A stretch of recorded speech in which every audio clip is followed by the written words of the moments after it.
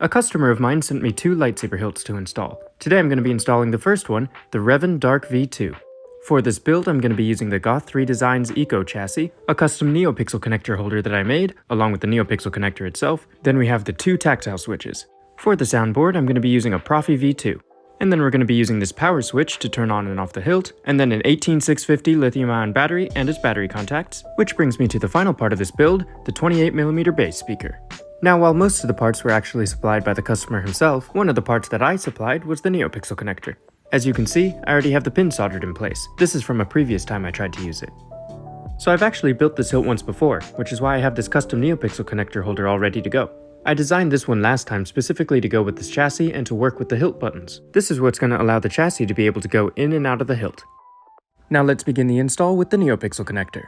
I had wanted to use this connector, but I realized now that I had removed one of the resistors for an added second data line. But I only need one data line, so I want to start from scratch with a new connector. If you see here on the left, it's got 2 resistors, which means it's in the single data line configuration, which is exactly what I need. So let's put this in my mini vise and get to attaching the pins.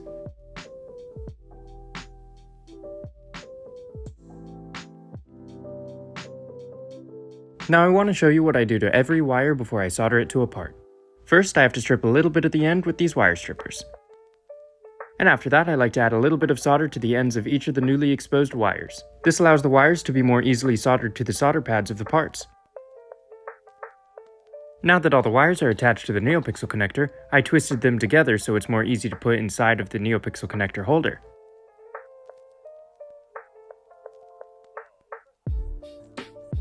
Now all that's left to do to finish off this part is to glue it together. While we wait for the glue to dry on the NeoPixel connector, I want to get started on the next part, the speaker. Setting this up actually turned out to be a bit harder than usual, but before we get into that, here's a closer look at the 28mm bass speaker I'm going to be using, and now let's put it in our mini vise and add some wires. Here I want to show you guys a cool shot of solder cooling off. I don't know if you guys found that interesting, but I think it was pretty cool. But anyways, I'm going to get this last wire attached, and then I'll go over the problem that I mentioned before. Alright, so the problem is that the speaker doesn't actually fit into this chassis, so I had to sand down this ledge on the inside in order to make space. I could have sworn when I looked up this Eco chassis it said it took 28mm speakers, but it seems like it was made for 24. In any case, with quite a few rounds of sanding, I managed to make the 28 fit anyways. So now that I've got the speaker to fit flush where it's supposed to be, I'm just going to pop it back out so we have space to install the other parts. So now that I've solved the issue of the speaker not fitting in the chassis, I figured we should move on by setting up the battery compartment. To make my life easier, I'm going to use these helping hands to hold the battery contacts in place while I solder the wires to them.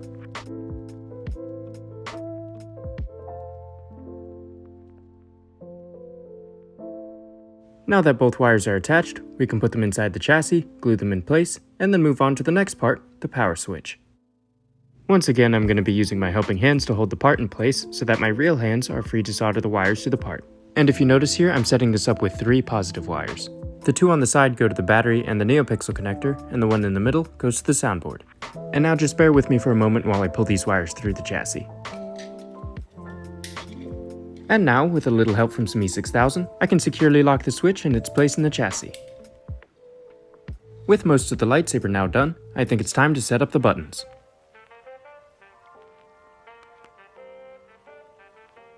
Now I just add solder to each of the legs and then add the wires to them.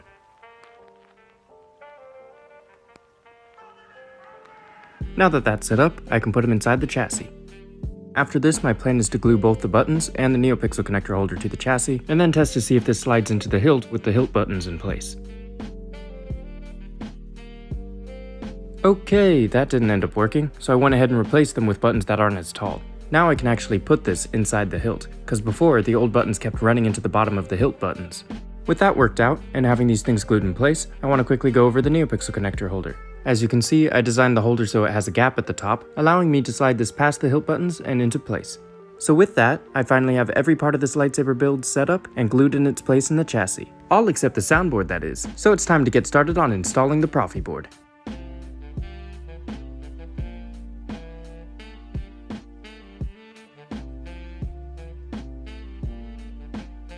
Now that the final wire is attached, I can put in the SD card and pop the board into its place in the chassis. I ended up having to use a couple dabs of Loctite to keep it there, but now the soundboard is all set up and ready to go. After a quick test, I discovered I couldn't fit the chassis into the hilt, so I ended up having to sand down the speaker section a bit. But now that that's done, this chassis is completely installed and ready to go. All that's left to do is to put this inside the hilt and then test to see if it works. Okay, I lied. There's one more thing I need to do. I want to solve a quick issue with these buttons.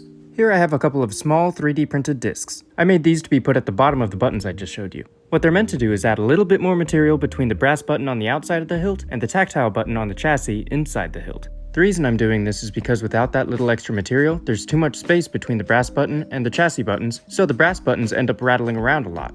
By adding these 3D printed discs, I'm hoping to reduce that as much as I can. But now that I've glued those on, I can take apart the hilt, put in the buttons, and then I can finally put in the chassis.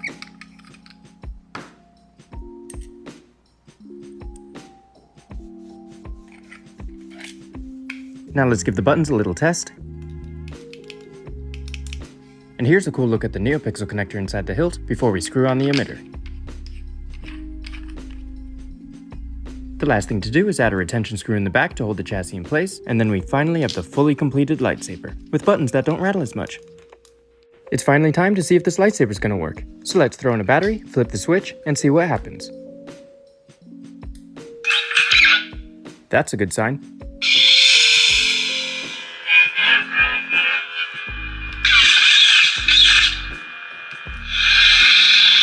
So far so good. Let's see what it's like when we put the rest of the hilt together.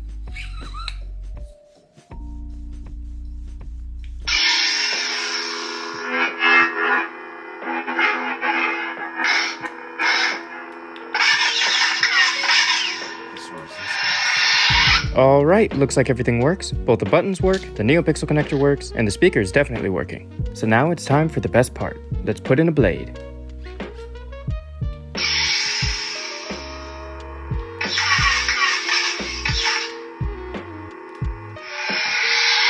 I can now officially say that this project has been completed. Now let's check out a little bit of what it can do.